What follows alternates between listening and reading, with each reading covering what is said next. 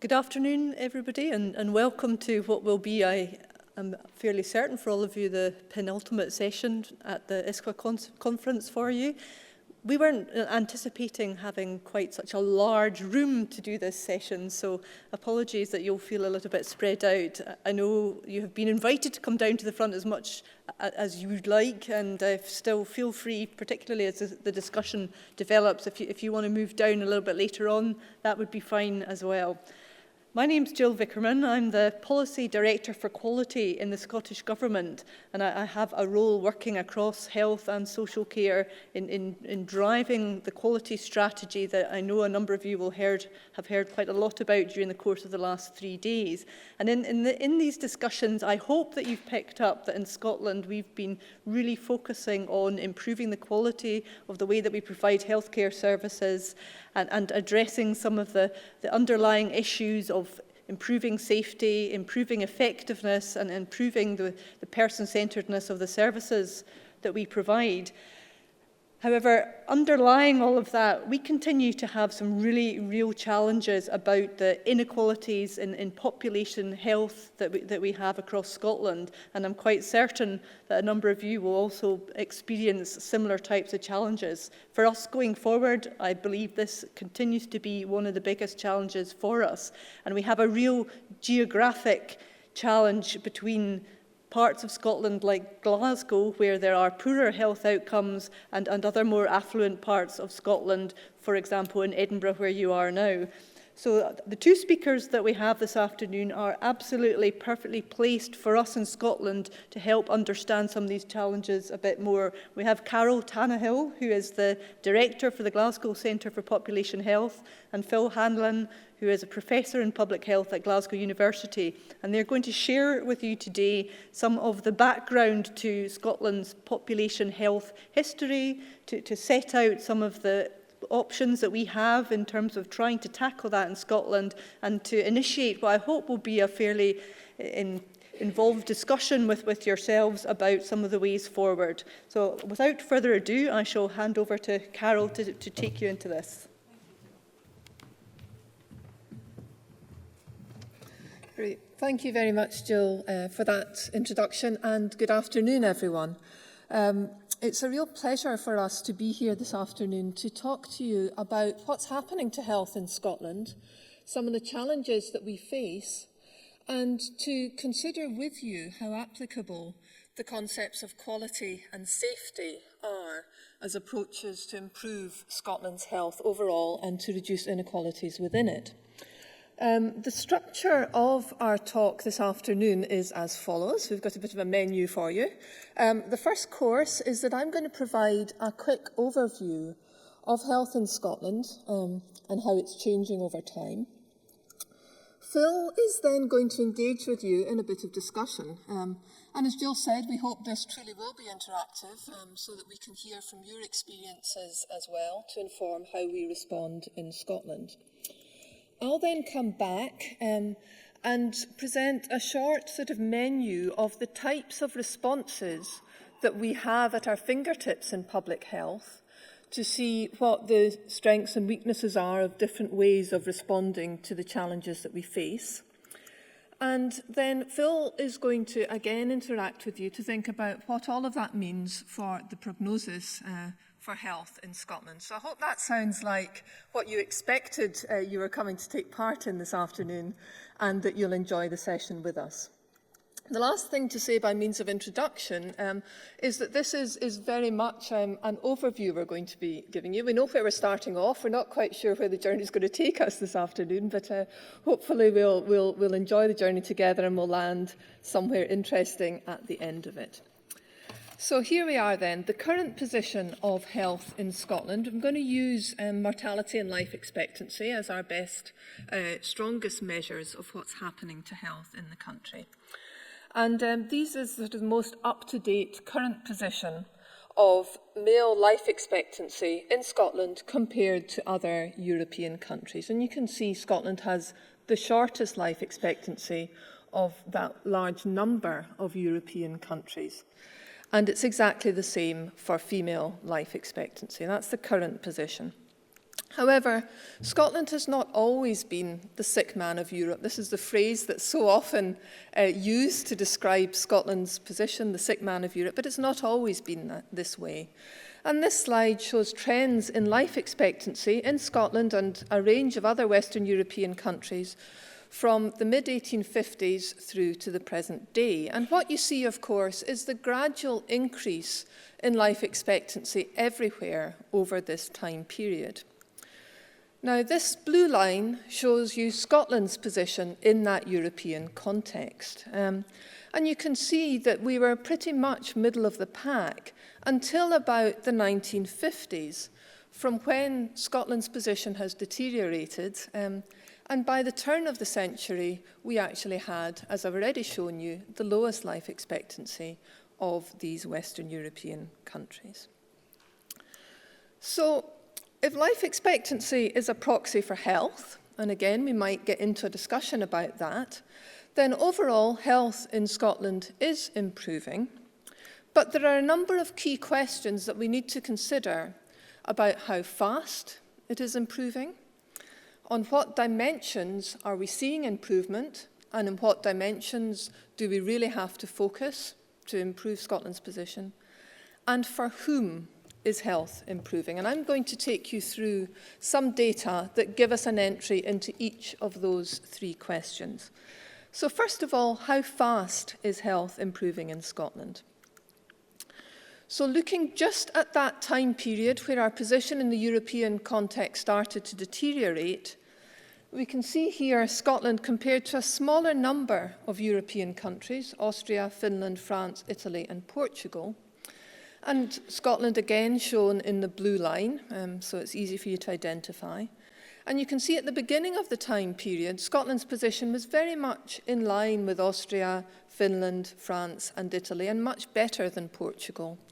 But by the end of this time period, in 2005, 50 years later, Scotland's position had improved much less quickly than these other European countries, and in particular, much less quickly than it did in Portugal, with the result that we have this position at the bottom of the pack by the end of the period.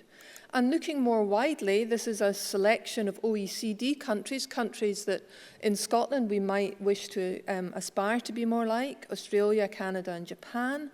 And again, you can see that the pace of improvement in Scotland is much slower than it is in these other countries. It's not that health isn't improving in Scotland, it's just we seem to be improving more slowly than any of these comparator countries.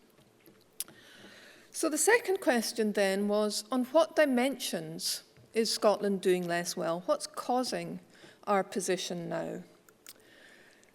And I'm going to show you for males and females separately the proportionate contribution of the 10 major causes of death as a percentage of all selected causes of death, okay?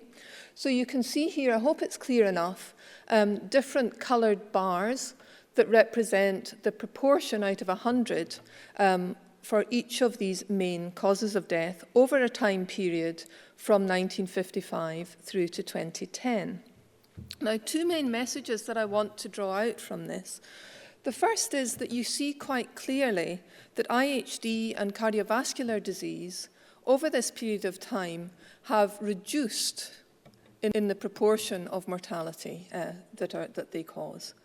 And in contrast, liver disease and external causes, things like suicide, violence, drug-related deaths, have increased significantly in proportion, particularly over the most recent 2 or 3 decades. The picture for females is similar in that, again, you see a reduction in the contribution from cardiovascular disease and ischemic heart disease, and you again see an increase in the proportionate contribution from liver disease and external causes. But the other very striking thing for females is the increasing proportion of mortality as a result of COPD, chronic obstructive pulmonary disease, and lung cancer. The effects of cigarette smoking in women clearly coming through here and causing a much greater proportion of all deaths.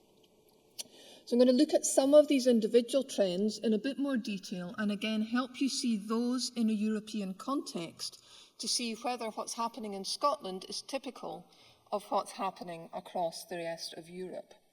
So first of all, heart disease. Now these graphs I'm going to show you will each contain 3 red lines. A bold red line which represents the mean level across the European countries over the time period, and 2 paler red lines, one at the bottom, one at the top. The one at the bottom shows the country that had the lowest level for each time period, and the one at the top, the country that shows the maximum level. And in this graph, the yellow line represents Scotland's trend. So, as is well known to an audience like this, what you see, of course, is heart disease falling everywhere, heart disease mortality falling everywhere. Scotland started off at the top of the pack and remained at the top of the pack over this time period, but you see a huge reduction in the gap between the country with the highest level of IHD mortality and the country with the lowest level of IHD mortality over this time period. So by the end of the time period, there's really not much difference between the minimum rate and the maximum rate. And I think in discussion with Phil, we'll think about why this has happened for heart disease mortality and what we've done in Scotland that has caused our position to follow this pattern. For lung cancer, things look rather different. This is male lung cancer, again, exactly the same format of graph, and you see Scotland taking the maximum position throughout the time period, and again, the gap between the maximum and the minimum closing over the time period. For women, quite a different pattern with this huge increase over time in lung cancer mortality, very evident in Scotland, and again, we stay in the maximum position throughout the time period. Lastly, in terms of individual causes of death, I'm going to look at chronic liver disease, including cirrhosis. So these, of course, are primarily alcohol-related deaths. So this is the picture, again, the average level across these European countries over the time period, the minimum and the maximum. So I'm going to now bring in Scotland, so look carefully. So for the first 20 years of this time period, up to 1970, Scotland's rank was very near the best in Europe. Not quite the best, but very near the best in Europe. It then increases slightly, with our ranking deteriorating up to about the mid-1990s. From when, we usually get a very sharp intake of breath at this point, so you can do audience participation if you want. We get a very, very dramatic rise in mortality from chronic liver disease, and then in the most recent years, some evidence of a fall-off. And to show you the pattern for women, very, very similar. So we have this issue, again, we hope we'll get into in discussion, about understanding quite why mortality from liver disease rose so sharply in Scotland in the 1990s, and contrary to the trend across the rest of Europe. Okay, the third question that I posed at the beginning was, for what parts of Scotland's population do we see a particular excess mortality? And I'm going to look at this first of all by age group. Okay, so again, we're comparing to the Western European mean, and on these graphs, the Western European mean is set at 0, and I'm going to show you each age group within the Scottish population relative to that Western European mean. So where the graph lies below 0, of course, that meant that Scotland was doing rather better than the Western European mean, and where it's above 0, we were doing rather worse. So this is for male infants, 0 to 2-year-old boys, and over this time period, again, we see Scotland's position deteriorating and ending up about 20% above the Western European mean at the present day. This is for boys as a whole, a similar trend, but a much more favourable position. This is young men, younger working-age men, okay? And you see here this very, very sharp deterioration in Scotland's position, again, throughout the 1990s to the present day. Just going to move on to, that's the same trend, but just a fresh graph so it doesn't get too crowded. This is older working-age men, from 44-year-olds onwards, A very, very stable position over the time period, staying about 20% above the Western European mean. And then for elderly men, this is over 75-year-olds, again, slightly worse than Europe, but not so dramatically. So for men, we see a clear excess, a clear problem in this younger working age population. This is about 16 to 44-year-old men, particular problem for Scotland. Again, exactly the same pattern of graphs for females. This is female infants, similar trend to male infants, but slightly more favourable. This is girls as a whole. Younger working age women, again paralleling the pattern for younger working age men with this sharp rise throughout the 1990s. This is working age women, a much more concerning picture than we saw for working age men. Again, a huge excess here in working age women in Scotland, and then elderly women. So by looking at these age group trends, these are reasonably recently done trends, but they reinforce a message that we were aware of 5 or 10 years ago, which is about the particular deficit, the excess mortality in Scotland that lies particularly among the younger working age population. So again, we might want to think about that and what that means for our priorities as a country and for the sorts of responses we should be taking. Lastly, in terms of who is driving Scotland's position, I'm going to look at some geographical analyses within Scotland. And Jill has already given you the answer to this, and you've probably heard it several times over the period of this conference. We do have a particular issue in West Central Scotland, the part of the country at which Glasgow lies at the centre. And this is just over a very short time period, 1990 through to the turn of the century, a 10-year period. We see again life expectancy improving. I don't want anyone to go away from this conference with a sense that health isn't actually improving in Scotland. But the gap between Scotland as a whole and West Central Scotland, focused on Glasgow, has increased even in that very short time period. And there have been two dominant explanations for this, for the particular poor health found in West Central Scotland.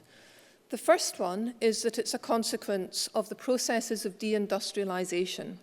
As you may be aware, the west of Scotland used to have very strong base in heavy industry, particularly around shipbuilding. And that disappeared in the middle of this century. And there's been an issue then about building up an alternative economic base that allows a range of people in the population to be employed and to live healthy, fulfilled lives. And so one of the explanations that's dominated our narrative, looking historically, is that the poor health in the west of Scotland has arisen as a result of the processes of deindustrialisation and the length of time it's taken for that part of the country to establish a new economic base. The second explanation is simply about the fact there's higher levels of poverty and deprivation in West Central Scotland. And I'm just going to finally show you some analyses that explore both of those possible explanations. The first one compares us with other post-industrial regions across Europe. This is work led by our colleague David Walsh, who works with me in the Glasgow Centre. And David identified comparable post-industrial regions across different European countries.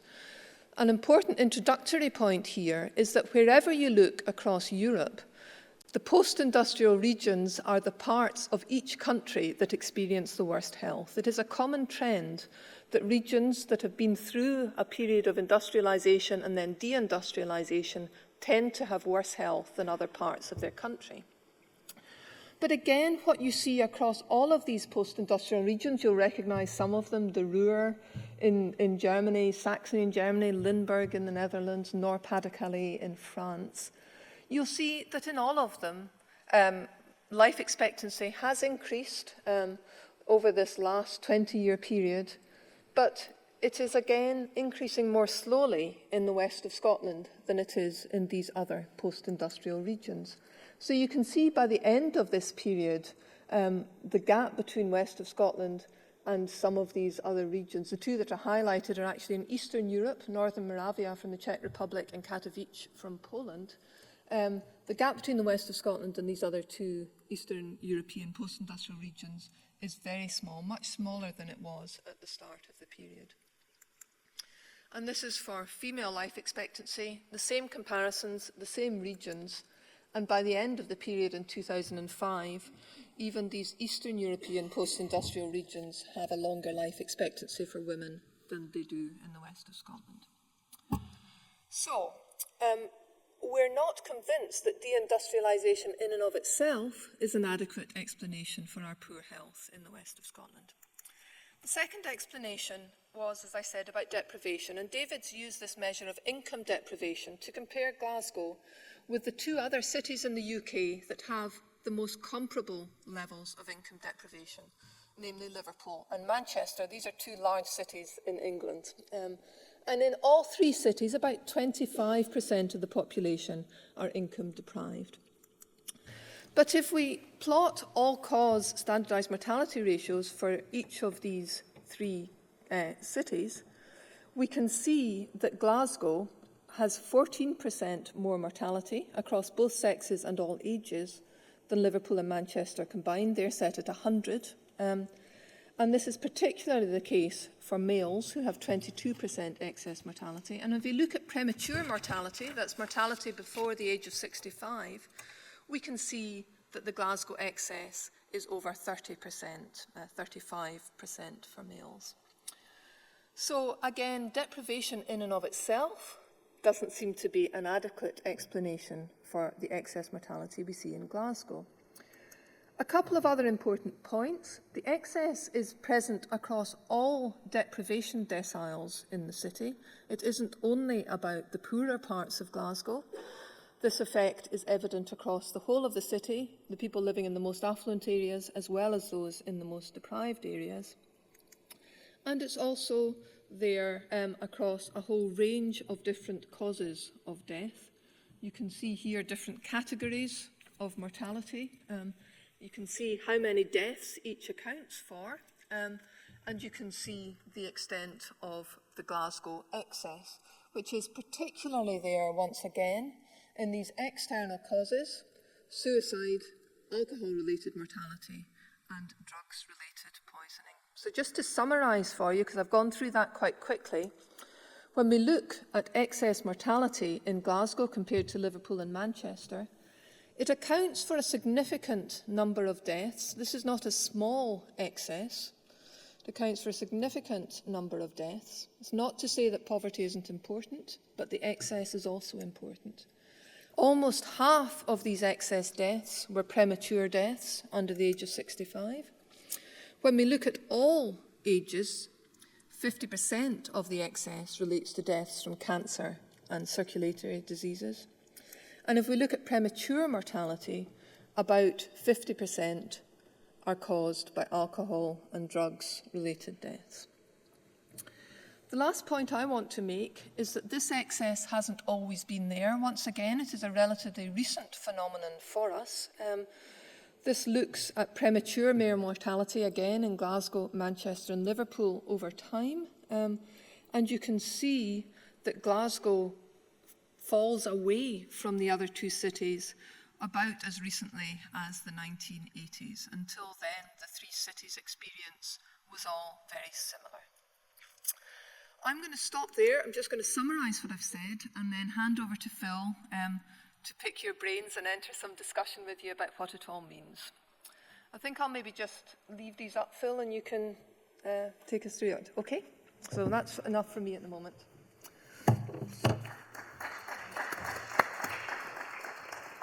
Thank you, Carol. We had anticipated that at this point we would be in a relatively small and intimate room, and I might seek some responses from you and engage you in some discussion. Clearly that's going to be challenging, and so I think we're going to have to do this in a slightly more structured way. But Carol has laid out the nature of the problem, and in a sense this is like a case study. And the two questions that we want you to be thinking about, and hopefully some of you will respond to, are these. As a case study, what is our best estimate of why the problem is here? So that's one question. we could have had an interesting discussion, but at best I think we'll get some feedback from the floor. But linked to that is, what do the values and methods and approaches of patient safety quality improvement as it's developing within the clinical context, are there things that we can borrow from that which would help us in a public health problem like this? These are two important questions, and it's, I think, why a public health theme has been brought into this conference, which is largely centered around those issues of clinically based quality improvement. Now, if we stay with clinically based quality improvement for a moment, we all know what it's done and offered in recent times. So for decades, we've been doing clinical care. Well, when I was a boy doctor, you went in, you assessed the patients, you took a history, you made measurements, you did tests, you put it together, and you came to a conclusion, a diagnosis, or at least a provisional diagnosis, and you offered treatment. And you did two things. You saw whether the biochemical or hematological or other measures that had allowed you to make the diagnosis improve. So that's the objectified measurement dimension of it. But you talked to the patient, found out how they were. Now, the big insight it strikes me that quality improvement has brought to us is this, that you can do that clinical activity to the best of your clinical ability, but if it happens within a system that has failings, that has problems, then your best efforts can be compromised. In other words, there's a level of understanding beyond that simple clinical activity, which has to do with the clinical system of care, which we can analyze in an analogous manner. And so we can make measurements about all hospital infections, or about outcomes from acute myocardial infarction, and this audience knows more about these issues than I do. And this has been the history of what we've been doing. And what's more, we've been able to understand the system and make interventions at that system level which have allowed those clinical interactions to prosper. Now, it strikes me that, at least in theory, we can take that principle and apply it to this problem. We can say, what are the abstractions at which level of the system best explain what's going on? Let's make some interventions and remeasure and see whether it improves. And that's often what we do in public health, but I would like to suggest to you that it's a little more complicated than that. So, in an attempt to maintain some aspects of our interactive activity, I'm going to suggest to you that we can think about this problem that Carol has outlined at several levels. And I'm going to ask some members of the audience, once I've outlined them, to come forward and just make some commentary on that. And if you have any observations to make about the applicability of the clinical systems-based approach to quality improvement to these public health issues, then these would be equally welcome. So let's just try and do a kind of systems-type diagnostic. So what have we got here? We've got a country which is wealthy. Scotland is wealthy. It's very well developed in global terms. But despite historical success in health terms, it's suffering from relative success, and Carol has outlined those groupings in terms of age and sex, as well as geography, that are most afflicted. And we've pointed a provisional finger at deprivation and at deindustrialization, but we've shown that these don't provide anything like a complete answer. So let's just take a more systematic approach. If we're scientists, the first thing we'd have to say is this artifact, or is it real? Well, I'm going to short-circuit that one. We've been looking at this issue so long that we're pretty sure it's real. But if you want to fight me on that, let's hear that just now or after. I'm going to suggest that we might just make it really simple. Let's have 4 levels: biology and genetics, individual belief and behavior, structure of our organization and society, and our wider big picture culture. Where would you point the finger most effectively in terms of the case study we put forward? Well, let's start with genetics. Here we have a nation which don't seem to be performing as well as lots of analogous parts of Europe. There's something genetically flawed in these Scots. I think we can discount that one, although you can argue with me if you like, not least because Carol showed us the data that quite recently the Scots were in the upper quartile of the European distribution, and our genetic makeup has made little change since then. And what's more, migration studies show that Scots prosper as well in other parts of the world as other migrants do.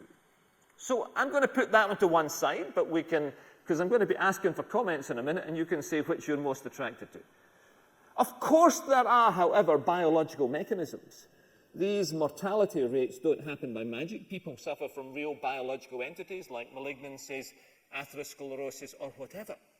So there's a biological mechanism which causes Scots to move from whatever is causing this into real clinical events. But I think we can discount for a moment that genetic thing. The most likely and most plausible explanation as far as the general public is concerned, and certainly as far as the Scottish media is concerned, is level 2. Scottish behaviour and Scottish beliefs. If you believe the stereotype, I don't know if you ever have had the pleasure of watching BBC Scotland, but any time a health story comes on, they go into the streets and they find obese people drawing heavily on cigarettes and eating fish suppers, thereby in the single person showing those aspects of behaviour which are seen to be the most problematical. And certainly we have some of those problems. But as Carol has shown you, at the level of individual behaviour and risk, we've seen a dramatic reduction in, say, smoking rates, levels of hypertension, levels of CHD, large numbers of malignancies. So also, if you compare some of those well-known risk factors like cholesterol level, hypertension level, smoking levels and the like between Liverpool, Manchester and Glasgow, you can't put the proverbial cigarette paper between them. They are more or less the same. Alcohol is the exception, but even alcohol is nowhere near as convincing as would allow us to explain these excess mortalities compared with deindustrialized cities in England or deindustrialized parts of the rest of Europe.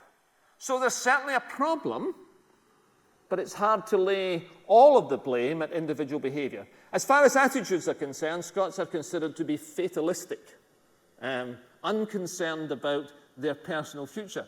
Again, though, you'll search the literature in vain to find studies which show that that's systematically true in terms of Scots being more so than just people generally.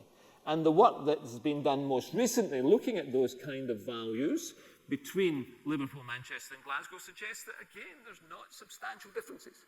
So it's hard to look at that level and find the explanation. Move one level up. It's the structure of our society, in particular our organisations. Put it in journalese, the health service is so bad we let these people die.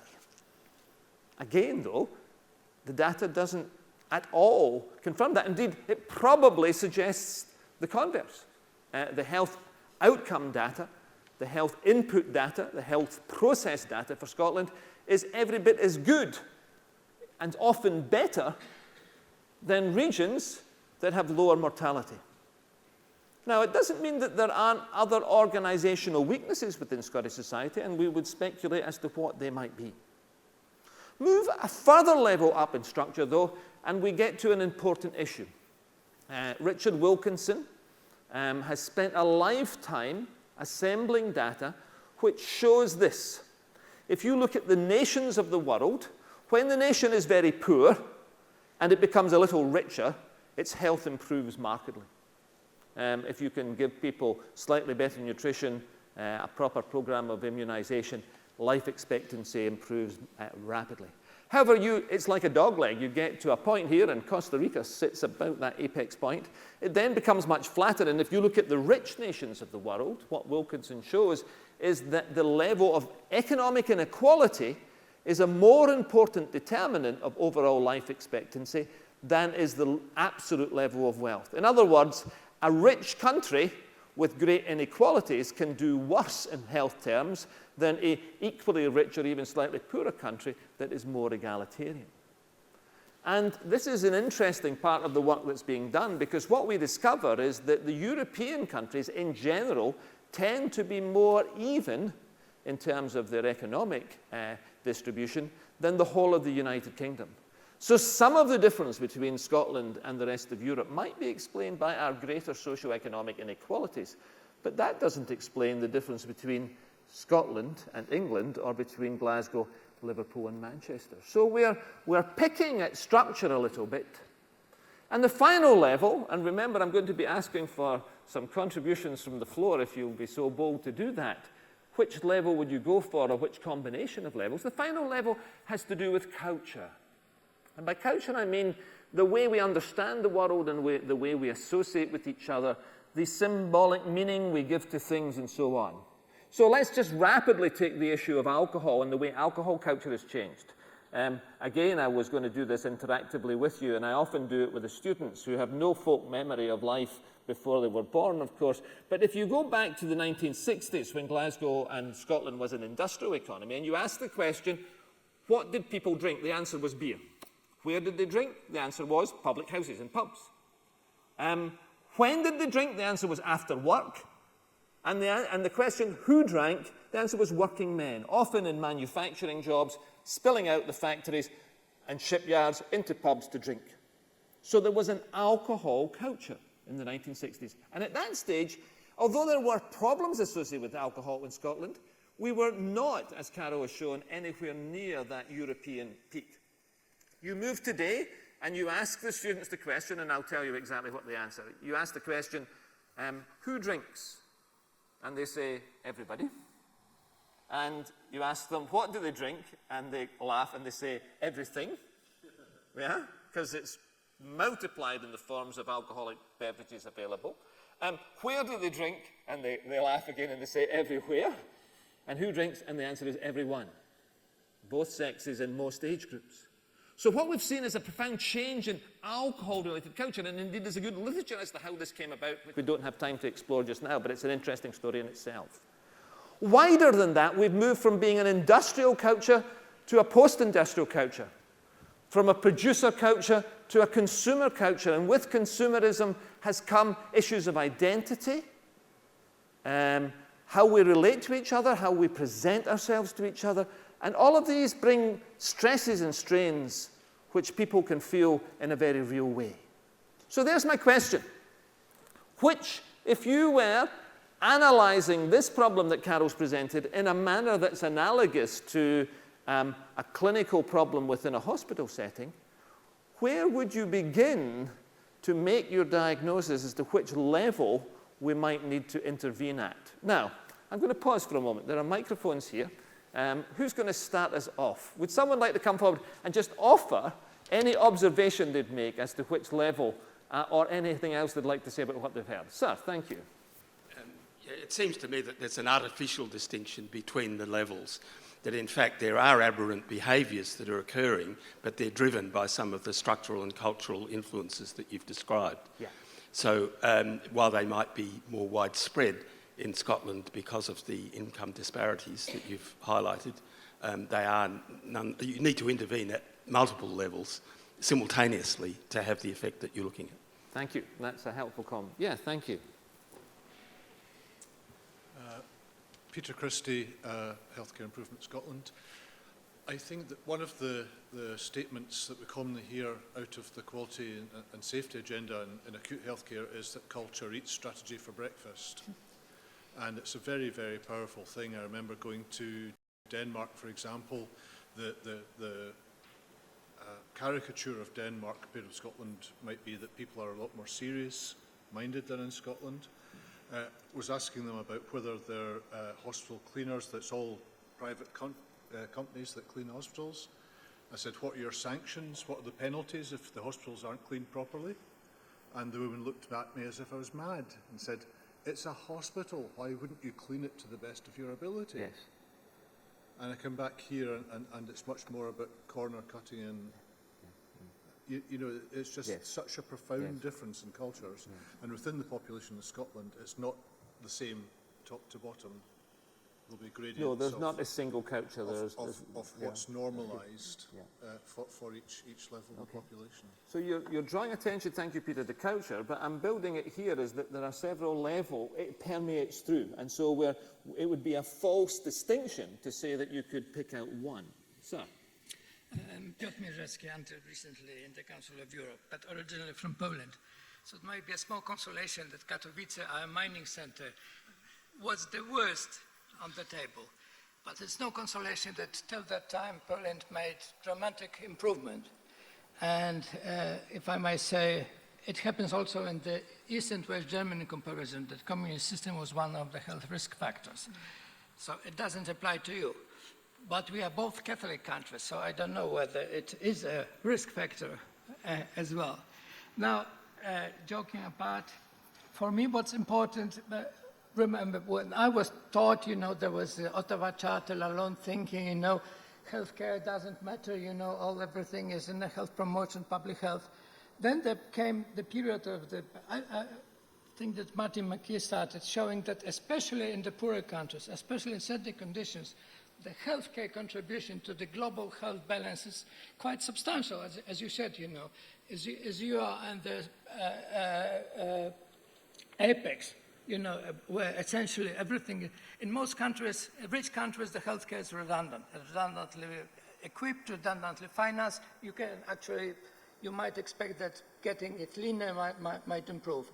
My question here is, you're obviously not yet at this stage, but any studies on avoidable disease, avoidable causes of disease, and the contribution of something if the other countries check that they improved massively because they found that it's a serious contribution? Any studies on the burden of disease, to use a political argument, to put it here and there? So for me, the question, I don't know the answer, is actually this interplay about between the culture of the health system and between the public health measures. Because what I heard until now, it looked that everything is fine, I've seen the visionary speech of the minister who looks to understand what he was talking, so it's quite rare. I've seen a lot of beautiful examples how you do, so actually it's a little bit astonishing that you still keep this rather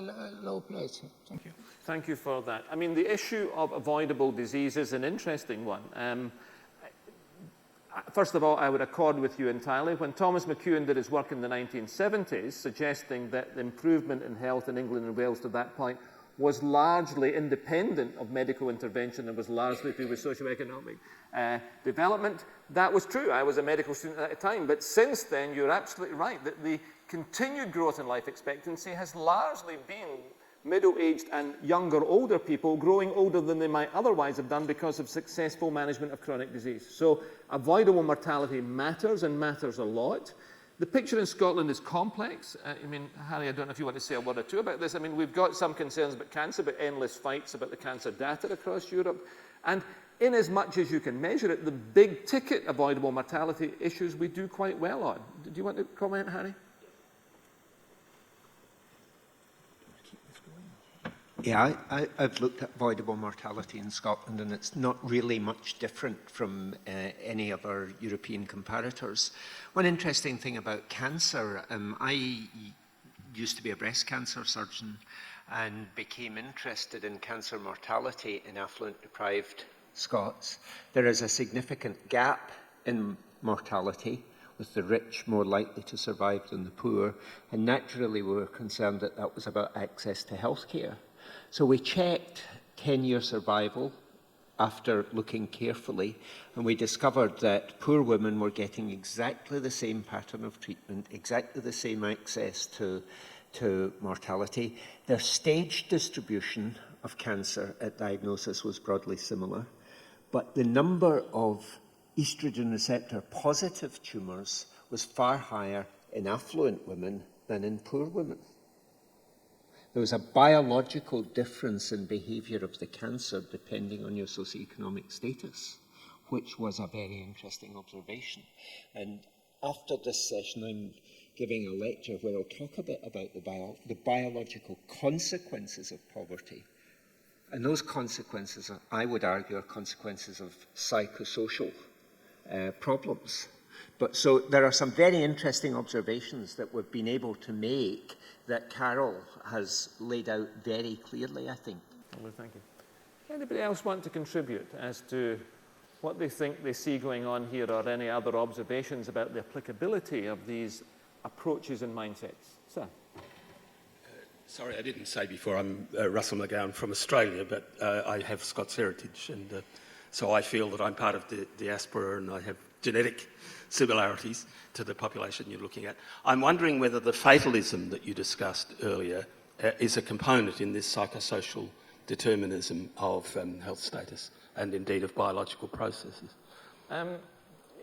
Certainly one can speculate on that, and there is part of all of the story of the Scots that that's true of us, but if you look for empirical data to back that up, it's very hard to pin it down in any way like that. I'm familiar with some work that's been done on population analysis of people's attitude towards their healthcare, whether they're positive or negative about their health outcomes, whether they're active or passive about intervening in their health, self-management and all those sorts of things, and whatever. And I think that if you did a profile of the population in Australia, you would have a different makeup than the profile you might have in Scotland. Yes. And there's no doubt that across the social gradient we see differences in Scotland, but the problem is turning that into a convincing case to say that that's the reason why Scots are, at this stage in their history, suffering this relative disadvantage, and therefore that's where we'd intervene. Yeah, sure, Harry. I mean, Scottish fatalism, we all get depressed. We're Celts after all. But one of the studies that Carol's unit has done has looked at, I think, personality profiles in affluent deprived Glaswegians, and those that score high on extroversion, if they come from a poor area, their health is very much better than it should be, given their socioeconomic status. So there is a personality element to this. Whether or not the personality is causal or is in association with something else, I mean, I would argue that extroverts are more likely to be highly connected in society, more likely to be joiners of things, and more likely to have a social network, and that may be associated with their better health. What we're doing here, I'm going, oh, yes, do come in. What you didn't mention, Carol, was the extent to which the recovery from that deindustrialisation, although you alluded to it, is equal across the population of Glasgow. And I guess that it's understanding what the opportunities are for people who are in the most deprived communities to then re-engage with society and feel part of it. So I guess that may well be something about, it will affect all 4 levels that Phil has outlined for us, and we need to understand how we can influence that in a better way. Yeah, that's a good point. And I'm going to close on this one and pass back to Carol, who's got some more slides. Sir, you wanted to come in. Please do.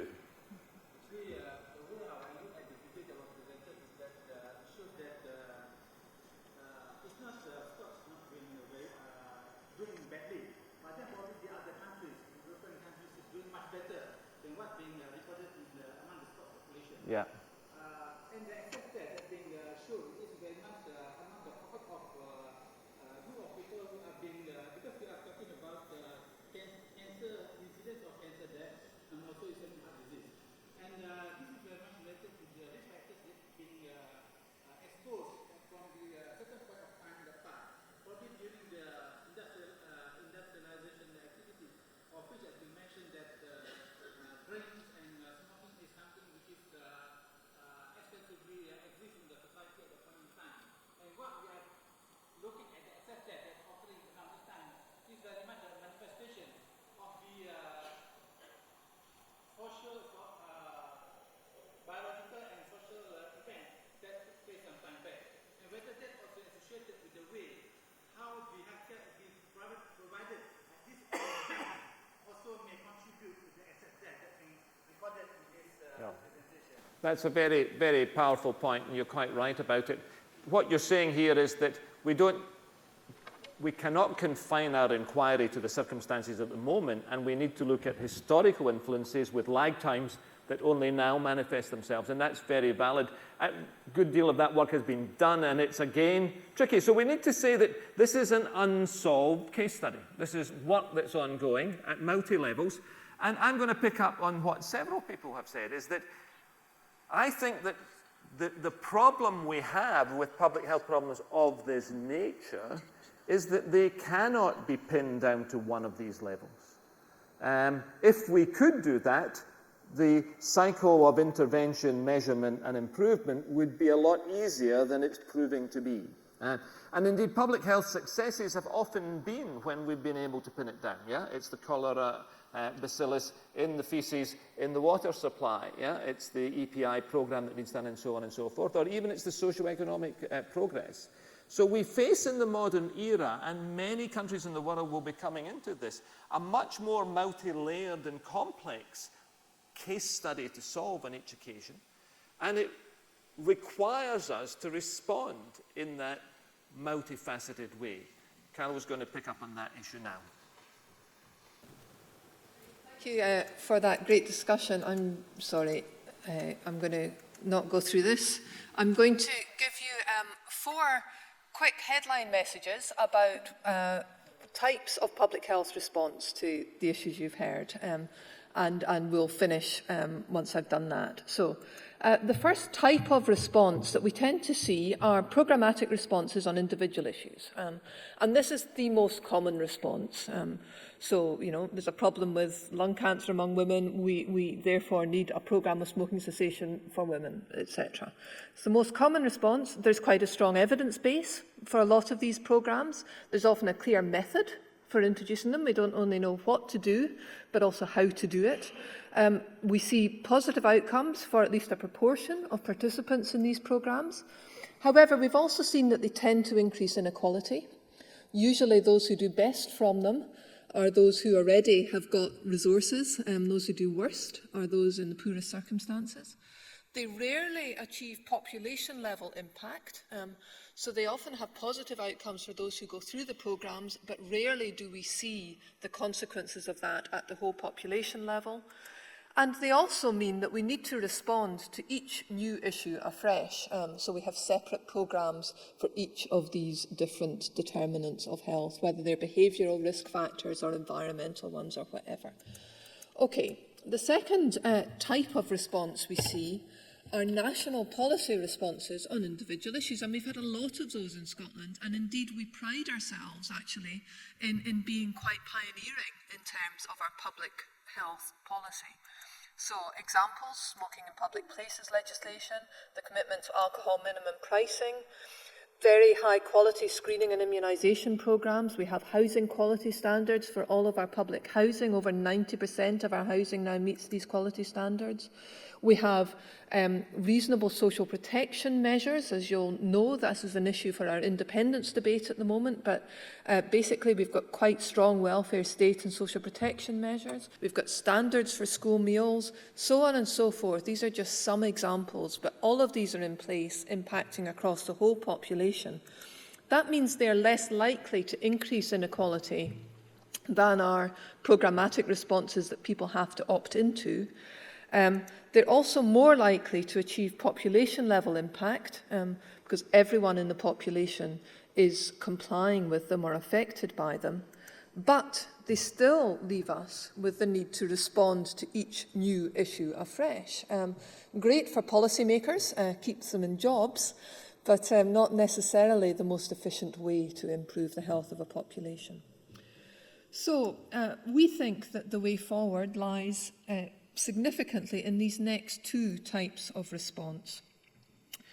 The third one is to focus on those determinants of health that are cross-cutting across a range of different behaviours or environmental factors. And these are the influences that tend to perpetuate poorer health outcomes regardless of the issue. Things like power distribution, knowledge both of what causes good and worse health, what you can do yourself about it, but also knowledge about where to go for help, knowledge about informal networks as well as professional services, being connected to social networks, and having access to resources. People that have these things generally do better regardless of the threat to their health. And we think that public health in Scotland should do more in terms of focusing on these. And Harry's going to talk in his final plenary of the session about asset-based working, which is arguably an approach that tries to build on these fundamental influences that operate across different outcomes. It's a big thrust of Scotland's current public health response. And the final one, which is probably the most challenging of all, is a more holistic approach, picking up the point made about the relationships between these different levels that Phil identified. The point here is to be aware of the interactions between things, not focusing on each one separately. This requires a move away from transactional mindsets, i.e. if I do this, it will achieve that response, into one that is much more relational. This is much more challenging in practice, and I think we had thought that Phil would just say a few final words about how this sort of approach might take shape in Scotland or other countries. I don't know, Phil, you've got, I think, 2 minutes to do so, if you can do that now. Thank you.